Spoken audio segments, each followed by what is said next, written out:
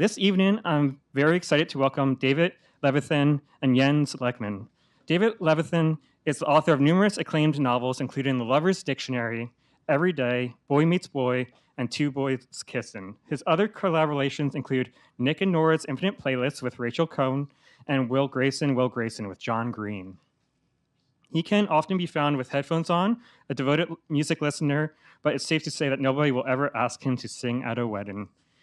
Jens Lekman is a singer and songwriter from Sweden with several beloved albums such as Life Will See You Now, Night Falls Over, Quarter and Oh, You're So Silent, Jens.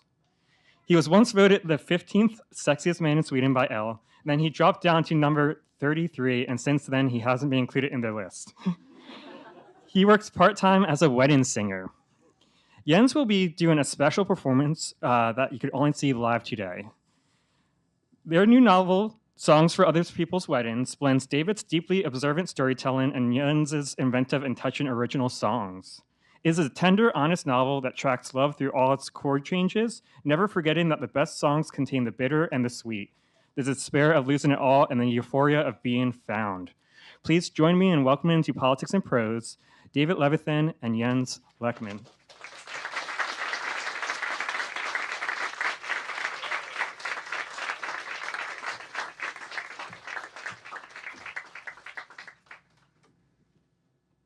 Hello, everybody, and thank you, Politics and Prose, for having us here. You were over there, and now you're over here. It's very confusing, but okay, it's all right. It's all right. I'll adjust. So yeah, this is a very special kind of reading with music for our new book, Songs for Other People's Weddings. Now we'll get out of the way your first question, because every interview we've done, we've gotten the same first question, and we understand. It's the natural first question, which is how did this book come to be? How did this YA novelist and this Swedish singer-songwriter come to collaborate on a book? And I like the fact that when we get this question, I can just go, well, it starts with Jens. Really, it's all about you. Yeah, I had a song on my first album 21 years ago called "If You Ever Need a Stranger to Sing at Your Wedding," which wasn't meant to be taken seriously, but people did for some reason. And I got a lot of offers to sing at people's weddings. And I'm a person who likes to put myself into awkward situations, so I said yes to basically everyone. And for a long time, it was just a way of meeting my listeners and having a fun time. And over time, I started growing to love it, and I collected so many anecdotes from these weddings that I wanted to write something about it, about this character, this wedding singer. And I thought, who would be perfect to write this with? And then, of course, I thought of David. And so I get this email completely out of the blue being like, hey, I have an idea. Can I tell it to you? Spoiler, the answer was yes. And I was incredibly intrigued by this notion of telling this love story. And it is a love story, or a story about love, about Jay, a wedding singer, and his girlfriend, V. They've been together for over 2 years. But they sort of hit a difficult patch in that V has an opportunity to do something she's always wanted to do, but it does mean being away from Jay. And so the idea was to balance this story of what's going on with Jay with 10 different weddings that Jay is playing at. And the idea was that for every wedding there would be an original song, and that obviously Jens would compose the original songs. So we'll talk a little bit more about that in a second, but we'll sort of show you how it's done. So we're going to start with the third wedding, which is kind of the most fun wedding, or one of the most fun weddings. It is a very, very rich influencer's wedding that has pulled out all the stops. And Jay, at this point, is sort of just starting to understand that his relationship with V is not going to be what it was, and is really grappling with that and her absence.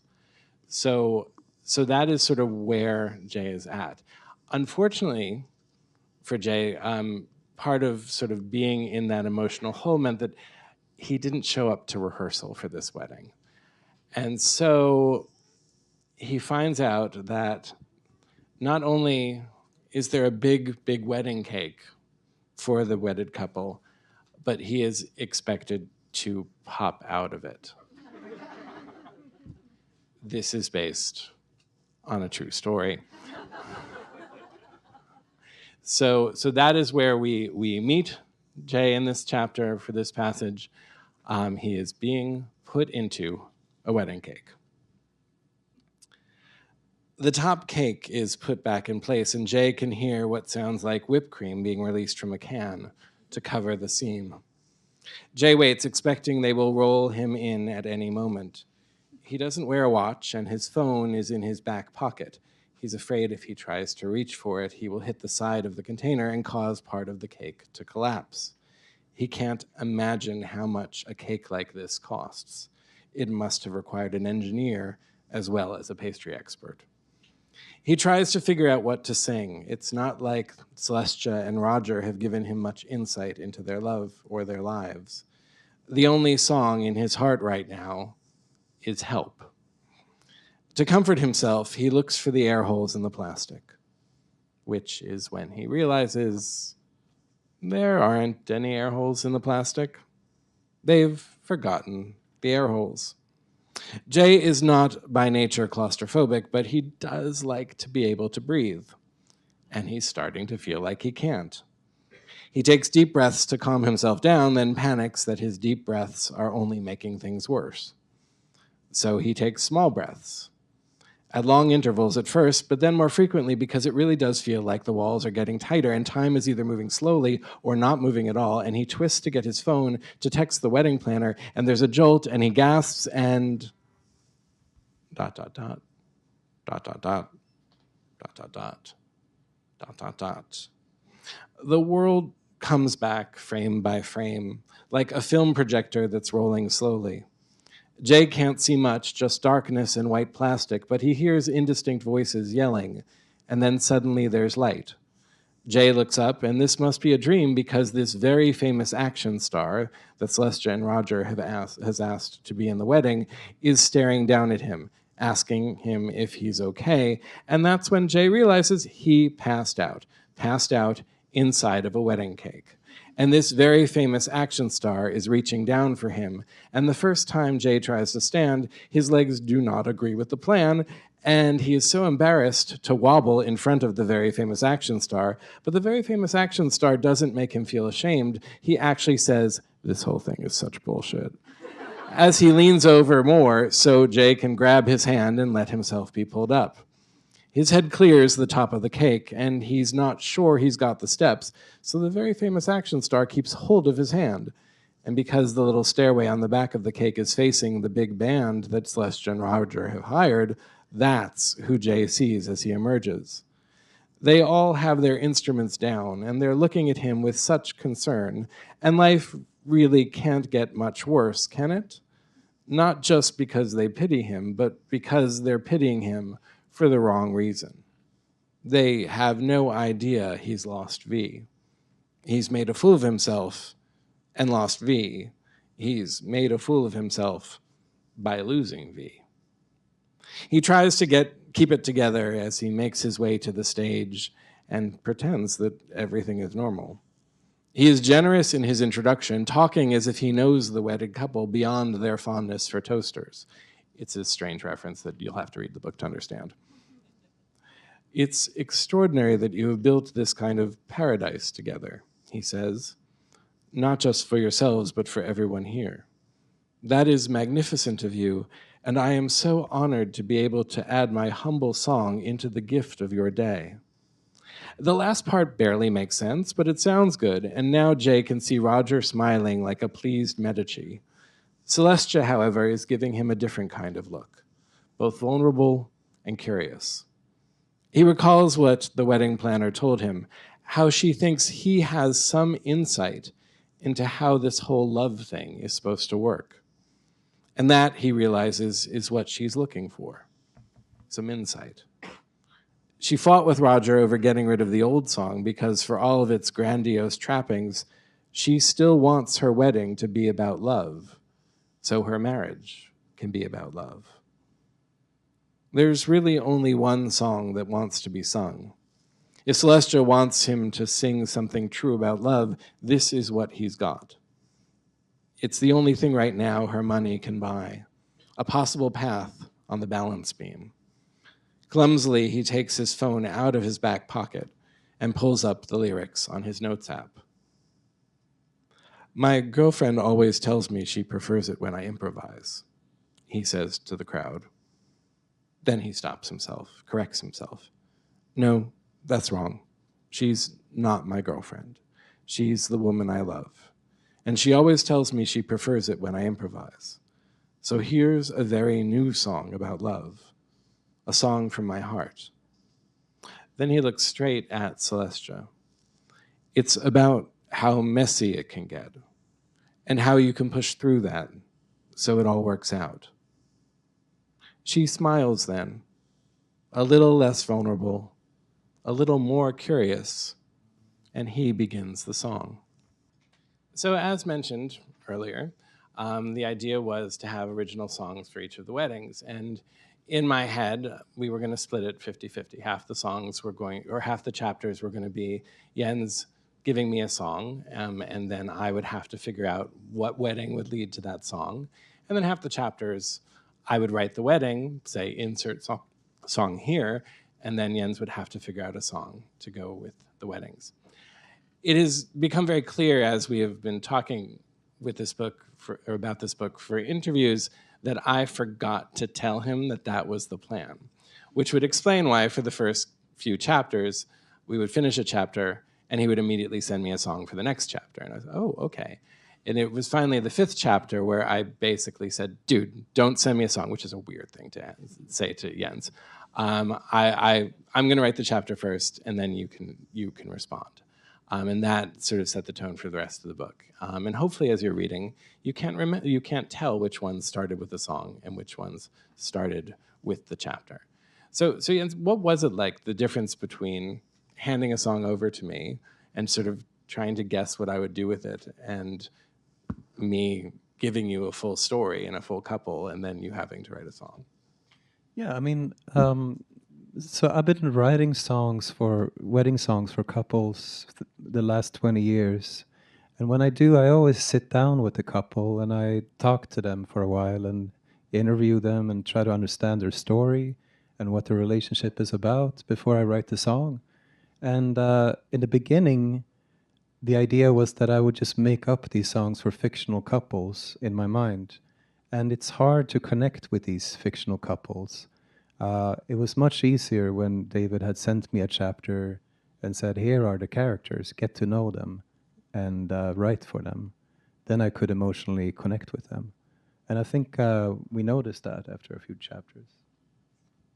So the sort of like lightning round that I gave to Jens was the 8th chapter, which is basically the premise is a reporter from the New Yorker has heard about how Jay plays at weddings and said, oh, let me do a piece for you for the talk of the town on you. And what we're going to do is we're going to go to Borough Hall in Brooklyn, and basically any couple that shows up for their Borough Hall wedding could have a free song from a Swedish singer-songwriter, and we'll just see how that goes. And so as a result, there are many songs in the 8th chapter just of surprised couples suddenly being serenaded. So I'm going to share 2 of them with you, which will lead to Jens sharing 2 of the songs done in an instant. Next up is the Abramits Wedding. The interns tell me you're going to like this one. The door opens and a male couple walks in. One of them, cute and bearded, takes one look at Jay and actually gasps and steps back, the way singing show contestants on TV do when they realize the guest coach is someone they adore, like Dolly Parton or Ariana Grande.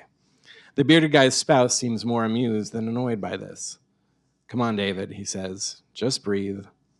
David takes some quite visible breaths, then comes over to Jay and says, When they said there was a singer who wanted to do a spontaneous wedding song for us, I thought, well, okay, they didn't say your name or anything, but then one of them mentioned that you come all the way from Sweden, and I thought, no, it couldn't possibly be, but I'm freaking out here a little. It's actually you, and that's like the most rad wedding surprise a guy could ever ask for. It's very nice to meet you, Jay says, and he means it with every ounce of his soul, even though a bittersweet note is being struck somewhere inside him. How has it gotten to a point where he can bring strangers such ebullient joy, but not the woman he loves? I hate to interrupt, Judge Pow says, not unkindly, but I believe there's a wedding that needs to be performed, and I'm afraid you can't eat that in here. This last part refers to a giant cake that one of the guests is carrying. Oh, we know, the bearded groom says, it's just, we couldn't just leave it out in the reception area. It took so long to bake it, the clean-shaven groom says, and he'll never have that recipe again.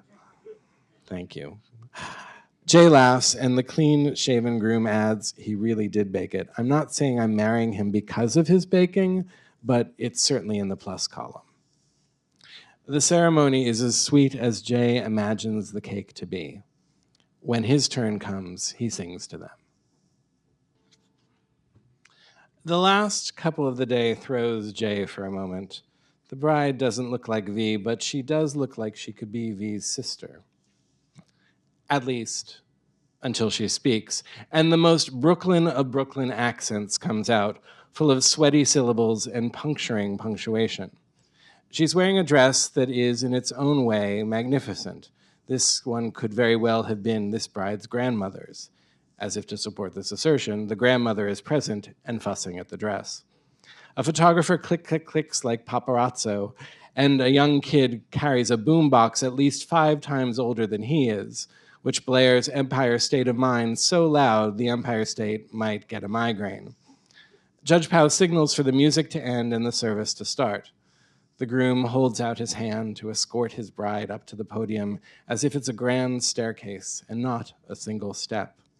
He's wearing a tuxedo that looks like it's never been worn before, and he appears both nervous-happy and happy-nervous. The bride and groom keep holding hands and keep stealing glances at each other instead of looking at Judge Pow as she speaks to them and welcomes them to the next chapter of their life. Jay thinks, okay, this is a couple that knows each other. That will last a good long time until Judge Pow asks for the rings. And the groom says, oh shit. And the bride screams, what the fuck, Eddie? What the serious fuck? The groom's pranking her, Jay thinks. But then he's raising his hands as if he doesn't want his bride to arrest him, and Jay realizes Eddie actually has forgotten the fucking rings and has no idea what to do about it. Judge Pow tries to intervene and says they don't really need to have rings to make the vows, and that some couples don't, and the bride will not hear of it. Her mother and grandmother rush to console her, but she shakes them off, tears in her eyes, saying no, she knew this would happen, that fucking Eddie couldn't even fucking bother to make sure he had the fucking rings on the biggest fucking day of her life. Now more people are on the wedding platform. Friends, cousins, who knows? All of them telling the bride it's okay, some of them pulling rings off their own fingers to be used. Eddie tries to defend himself, but a bigger man, his father, the bride's father, just shakes his head and Eddie shuts up. Finally, the bride clears the path between her and the groom, looks him in the eye and says, you did this, not me. And with that, she makes her exit, leaving Chaos and Jay-Z featuring Alicia Keys in her wake. Jay can tell this is not the first time something like this has happened or the first time this bride has delivered an exit line. It's just probably the first time it's happened in the wedding room in Borough Hall. It makes him think of V, not that she's like that, but this is now, once again, a story he wants to tell her. He wants her caustic, creatively phrased spin on it, which feels ridiculous at this point.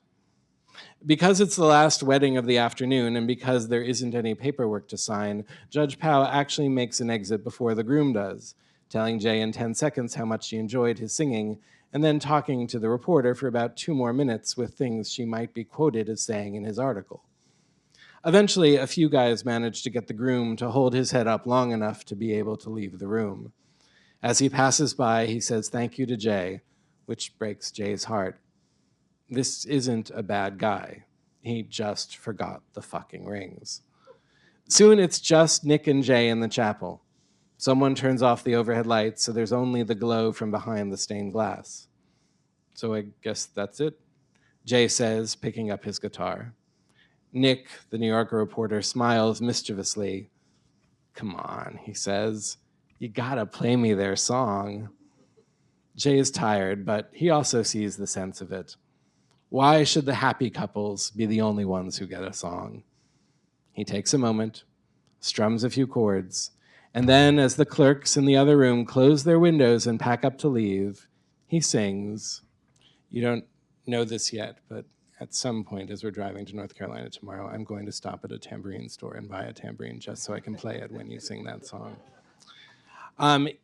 You may be thinking, gosh, I'm enjoying these songs. I wish I could hear them again, but wait, is there an album?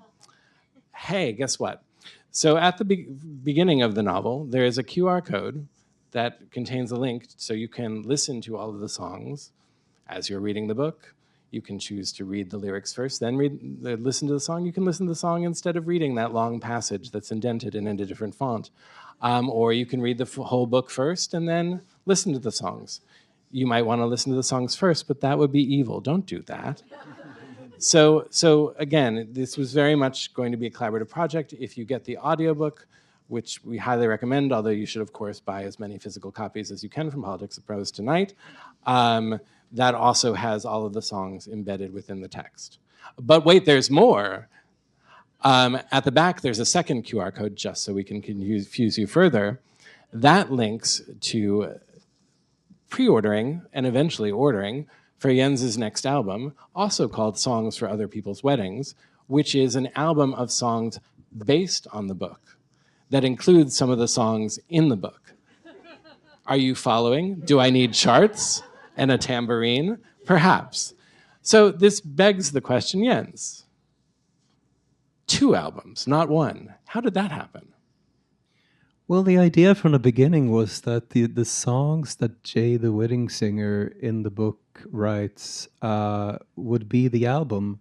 But I think as we got halfway through the writing, I started realizing what a confusing album this would be in a day when, in an age when everything is streamed and kind of taken out of context. And it's hard to get a QR code onto Spotify.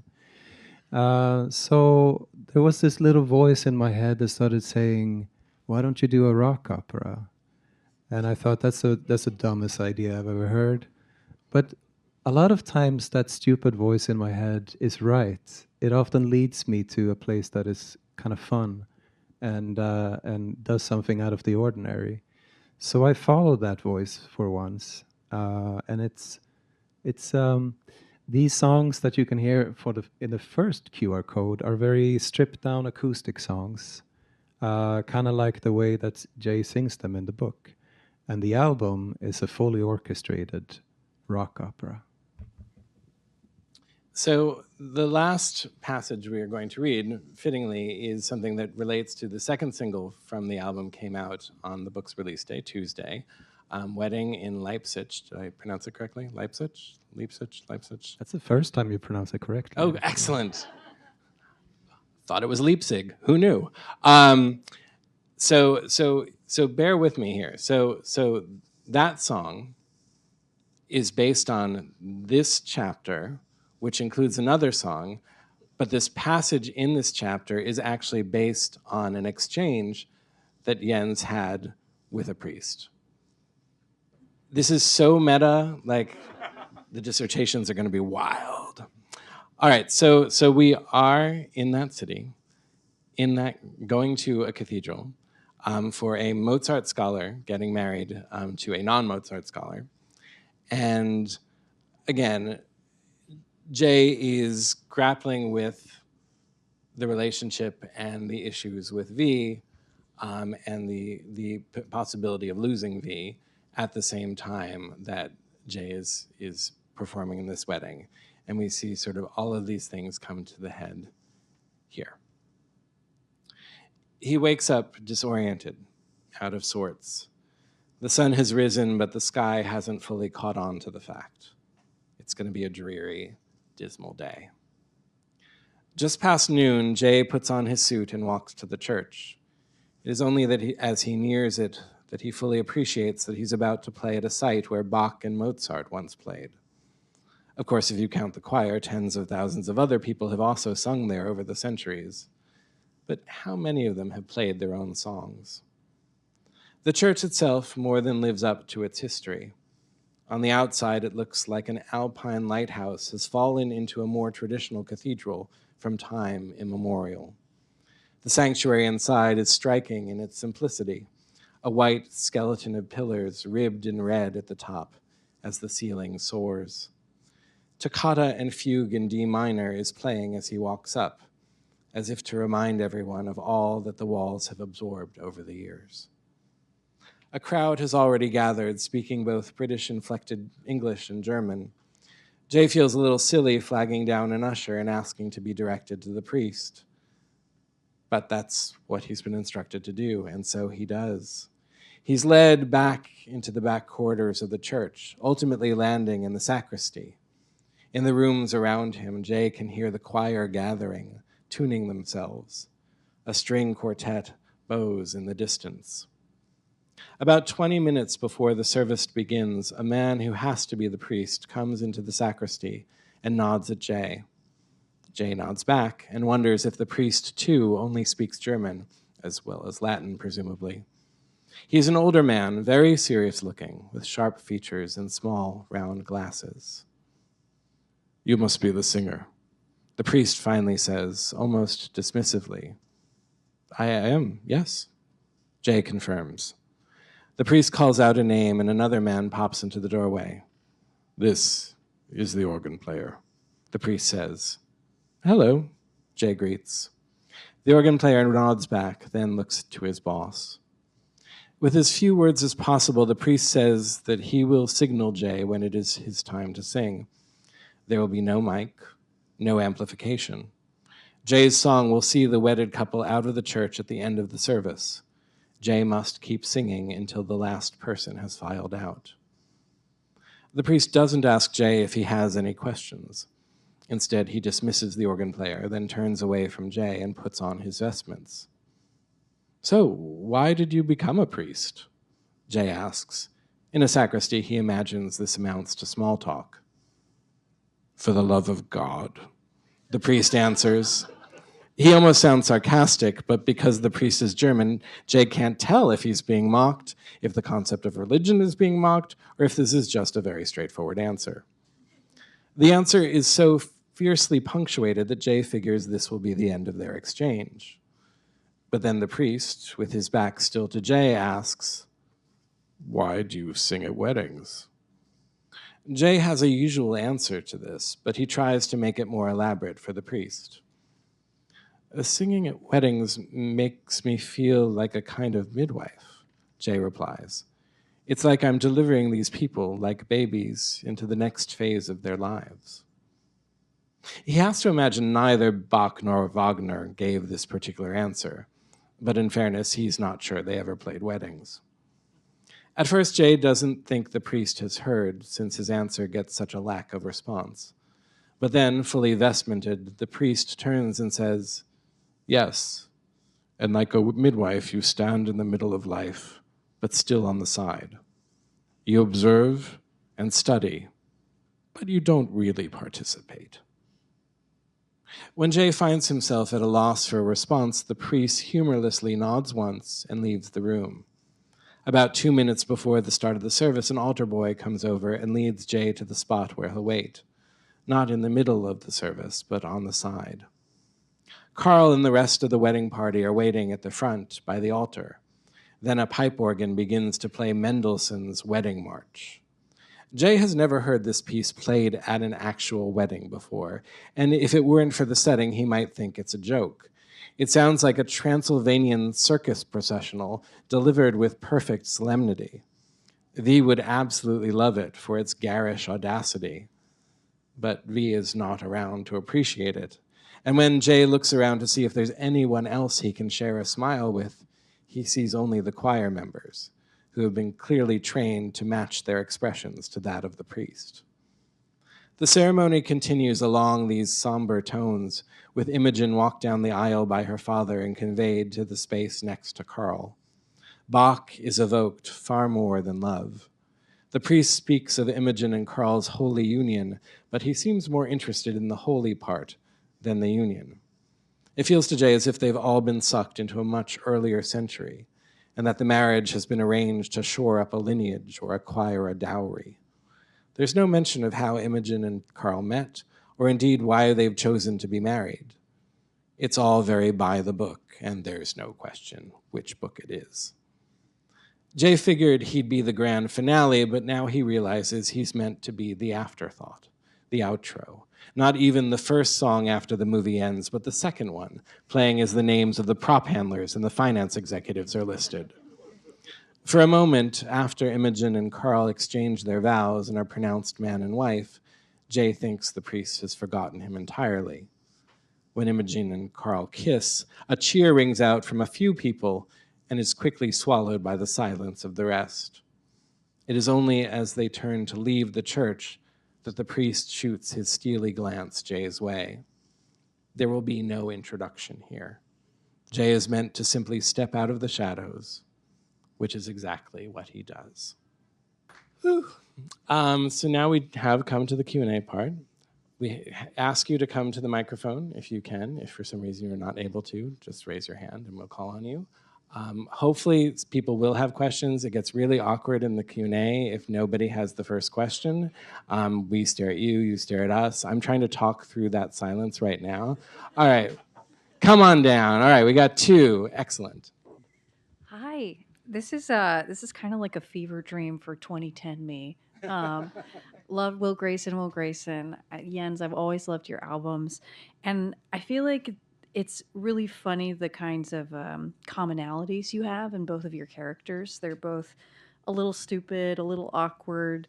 I feel like Jens, your characters are a little more funnier in their misadventures, like with Nina. But I'm curious, what did you both learn about love from each other? I feel like the love stories that happen in your books are very different. So That's a good question. I mean, I think that this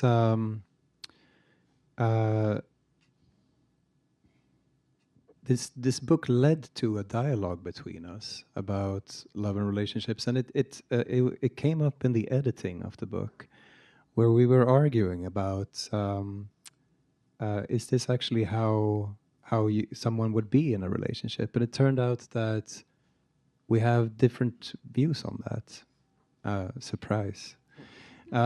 Maybe that's what we learned, that it's that love is something very different for every person. What do you think, David? Yeah, no, it was, again, it just, the minutiae. I mean, all of us have different lines in different places. Do you stay in touch with your exes? What are the deal breakers? If somebody said this to me, I would never actually, then it would be over. So we had those conversations, which was interesting. But I do think that, interestingly, the journey that Jay was on, we were pretty much lockstep the whole time, and knowing what was going to happen. And the first draft of the book was very much from Jay's point of view, and then the second draft of the book brought in V's point of view, because that, to me, was most interesting. Was I understood her because she was coming from my head, but when we would talk about it, it would not be clear to Jens as he was reading sort of why she was doing what she was doing, and I was like, oh, it's not on the page yet. And so those were interesting conversations too, about sort of what that other person would be like. But I think both of us at heart wanted this to be the story of two people who do get along, who actually are good for each other. But is it possible for a relationship to be threatened anyway by circumstance, and exploring that? So that's what we did. thank you. Thanks. Hi. My name is Jessica. Will Grayson was the first book I think I ever read with a gay character, that I read when I was a freshman in high school, figuring out my sexuality. This is the first I'm learning about your work, but it's amazing. I am now a middle school English teacher. Yay. And I'm curious. Oh, thanks. Wow. School hasn't started yet, so summer's great. And I'm curious, kind of your thoughts, both of you or one of you, on the role of like LGBTQ literature as it has progressed throughout your career.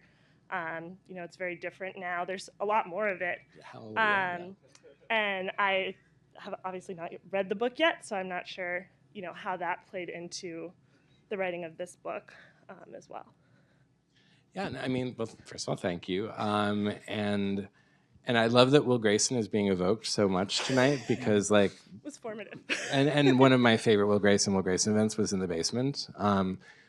Long story short, because we were the kids' book, our event was in the basement, and there was an adult book that had the event in this space.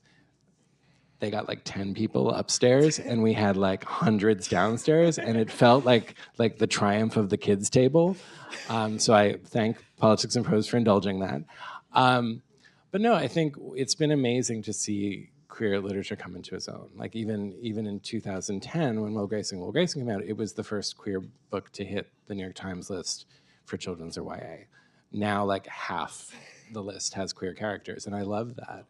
And I think that especially now, when our literature is being challenged and people are trying to erase our identity by erasing books from the shelves, it's even more important that people have the books on the shelves. And again, the great thing now is there are so many to choose from.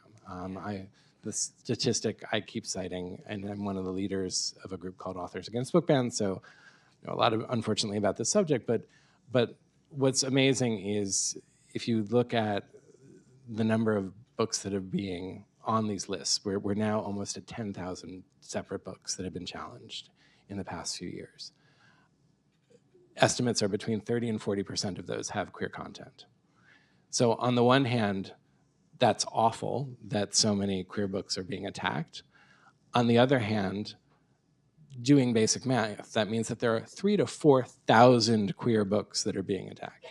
And back in 2010 or 2003, when Boy Meets Boy came out, like, it might have been possible to erase our literature because there were only 20 books or there were only 40 books. You can actually successfully erase 20 or 40 books. What you cannot do is successfully erase 3,000 or 4,000 books. And so, again, I think that that's where it meets the moment. And again, we are entirely dependent upon teachers like you and librarians and all the gatekeepers to continue to share these books, even when they are under threat, because you know the worth of them and you know what they mean. So I think that is how I feel about queer literature. I could go on and on. In terms of this book, I mean, the book, it starts with a queer wedding. That's not a spoiler.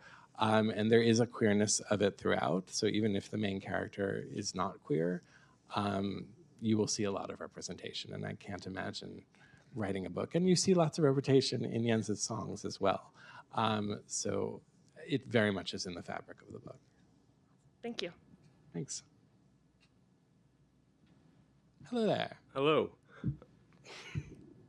My name's Patrick. I'm the opposite. I'd never heard of David before this, but I had always listened to Jens. And by the way, Jens, thank you so much. Last year I traveled to Gothenburg, and before I emailed you asking for some recommendations, and you got back to me the very next day with some great recs. So thanks again. What recommendations did I give you? You said go to Stirso, the island. So I did that by the ferry. I went to the botanical gardens, and you recommended the Adventureland as like a theme park. But it was actually closed the weekday that I was there. It opened back up Friday, Saturday. Yeah. You gotta get better at your suggestions, man. Like, this is like 3 stars on Yelp. But all of the recommendations I did follow were fantastic, so thank you. And my question was your Correspondence project with Annika Norlin a kind of predecessor to approaching him to do this? Because I see both as obvious collaborations, and the back and forth nature of it that you described seems very similar. So did you just really like working with Annika and the process, the structure of that? Thank you for bringing that up. My last record was a collaboration with a songwriter called Annika Norlin from Sweden, who's a great author, by the way. Her latest book is coming out in English soon, I think. And she is? I didn't know that. She didn't tell me that. Well, I did that project. It was a project called Correspondence, where we wrote musical letters to each other every month to tell each other what had happened in our lives.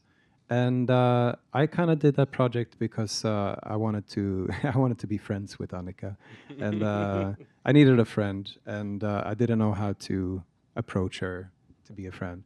But it was also, songwriting is a very lonely. It's very lonely work, writing songs, and I think with that project I realized how much it gave me to work with someone like that. So it did definitely have influence over this, I would say. Have you heard that record, David? Yes. The fact that the songs don't have titles makes my iTunes a little crazy, because I'm like, do I want to listen to Postcard 16 now, or do I want to listen to Postcard 42? I don't remember. You're thinking of a different project. Am I thinking of a different project? Yeah. Oh, that's right. I am thinking of a different project, because Yeah. I'd like download all of your songs illegally. Sorry, that's right. The postcards were a different project. Yes. I think you heard it. But yes, it did influence this project for sure. Yeah.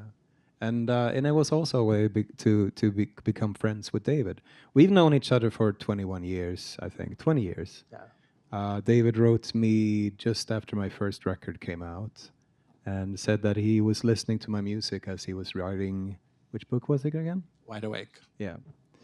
And we were corresponding a little bit over email over the years, and then we connected 4 years ago over this. So yeah. Thank you. Thanks. Hey, my name's Daniel. So cool. I've listened to Jens since I was 14. I'm 28 now, so half my life at this point. A little weird. And I've also read Boy Meets Boy in middle school, so convergence of worlds there. Something that appealed to me about the songs that have been released so far from the book is that, and your work in particular has just like, there's different kinds of love songs, right? Like you've written love songs about like love between friends, or a bittersweet love of something, something that doesn't work out, but ultimately still fond feelings. Question for either of you: is there a particular kind of love song you gravitate towards the most as a listener? That's a great question. Yeah, what do you say? Kind of love song. I mean, the honest answer is I'm all over the place. Like I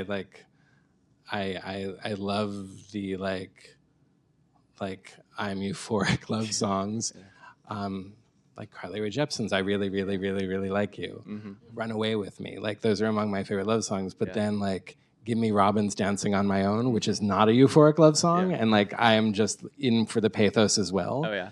So I think that, to me, is what's so great about pop music, is you have that full range. Yeah. Like, it can be heartbreaking, it can be heart-soaring. Sometimes it can be heart-soaring and heartbreaking in the same song. And that's what I love about it, is that it strikes that chord. And I think that was one of the, just as we talked about talking about love, I think another thing we talked a lot about was music, and the role that music plays in people's lives, and the role that a wedding song can have and what that means. And so, again, hopefully wedding songs are more of the heart-soaring and not the heartbreaking, but I think we wanted the full range for the book. And when I play weddings, sometimes people will ask for songs that I have to ask them, do you know what that song is about? A lot of people want to hear a song of mine called Maple Leaves. Which it's So good, not. but is it a wedding song? Ask yourself this. No. Not really. It's a breakup song, and then I have to ask them, "Do you know what it's about?" And some people, they say they want to acknowledge that side of love as well at their wedding, which I find really interesting and kind of cool. Yeah. So yeah, Love that. Thank you so much. thanks. How much of Jens is in Jay, the character, and if was there ever any tension between what David would want Jay to do and what Jens would say, well, I would never do that? There was tension. There would be chapters that David sent to me where I felt offended and had to go away from my computer for a few days and remind myself that I was not Jay. Yeah.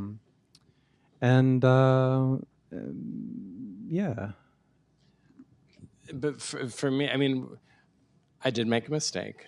The first chapter I wrote, the character was named Jens because I thought, okay, that's meta.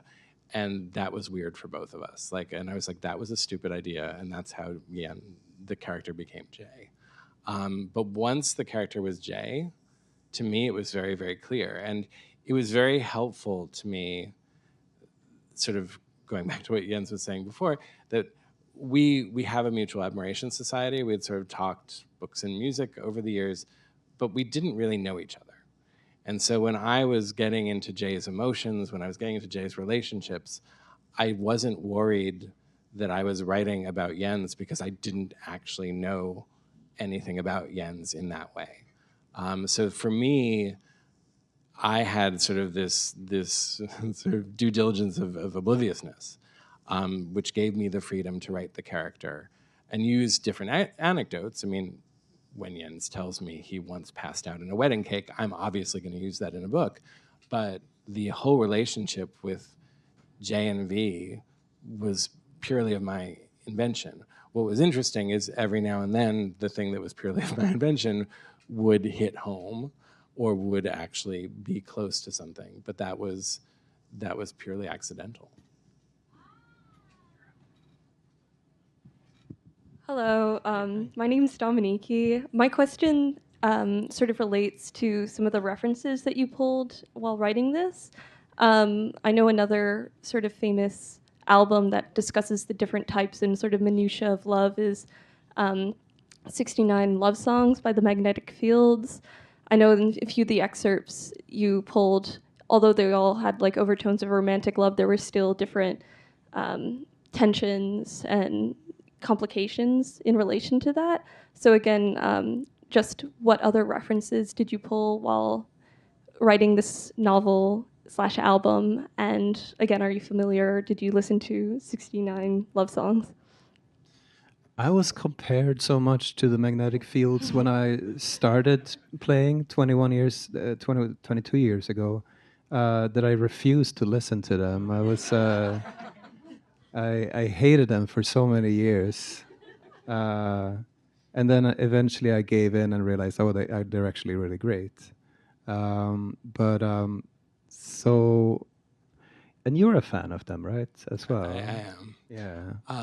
In fact, it's a running joke. If you read my YA novels, my editor, Nancy, and I, Boy Meets Boy, the cover is Pantone 292 from the Magnetic Fields song. So every acknowledgement I have to my editor, Nancy, and all of the books she's edited has to be a line from the Magnetic Fields. We've now done like 20 books together. Thank God there are 69 love songs. But in terms of template, I will say that I wasn't thinking, when I write, I'm so in the world of the characters that I'm really not thinking. And the musical references that ended up in the books and inspired me as I was writing was the songs that we'd be playing at the wedding. Perhaps our largest disagreement was about maybe the first draft had too much ABBA. I mean, I will admit, he thought it was because he's Swedish. I kept putting ABBA in just to sort of shove that in there. It was actually because you can't go to an American wedding without them playing ABBA. Am I right? Yes, I'm right. But so things like that, sort of in that moment being, what is the right song? Like those were where those songs came from. But for the project, there wasn't as much of a reference point. Or did you mean what inspired the songs, or did you mean the book and the songs together? Or? Just references in general, just because, again, like sort of the cataloging of different types of love, I think is sort of an interesting thing that a lot of people don't really sort of interrogate. Yeah, that's true. Yeah, I mean, I could sit down for an hour and talk about the inspirations behind the songs as well, but yeah, that's a good question. Yeah. Thank you. Thank you. All right, we have time for, is it one more? Yes, Yeah, one more, all right. Hi, I didn't mean to be the last one, but because I'm the last one, I'll ask, what's a question that you wish more people would ask you about love and storytelling?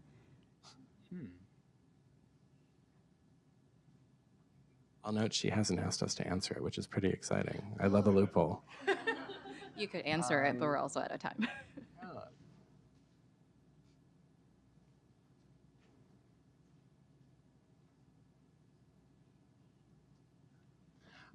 I think somebody glanced at this. Jens was not there. I did an event in Provincetown, and to be honest, one of my friends asked about the marriage plot. He's a scholar, so he put it in those ways. But I think, to me, I think one question I would love to be asked more, not just in the context of this book, and truly not, this does not necessarily relate to this book one way or the other, but I think I often would love to be asked the question of, does a love story have to have a happy ending to be a love story? Because I feel absolutely not. I feel that any story that examines love is a love story, and I wish that love story hasn't actually become synonymous with the marriage plot. And that, again, is not saying, partially because you never want to sort of give away the path of the lovers in your book, but I think that's something we don't talk about as much, and I think that is so much a part of storytelling, especially now when, and again, this is not to denigrate romance readers at all. Like, some of my favorite books are romance novels, so I love romance novels, but I always cringe when people are like, oh, I want to read enemies into lovers, and like know the full story ahead of time. I like the idea of a love story where you don't know necessarily where it's going to go, because in my experience, both experientially and observationally, that's the way life works. So yeah, that is a very long answer to your very good question. Do you want to try? No, that was a great Okay. Thank you so much. Thank you. All right, so first up, again, I want to give a huge round of applause to Politics and Prose for setting this all up.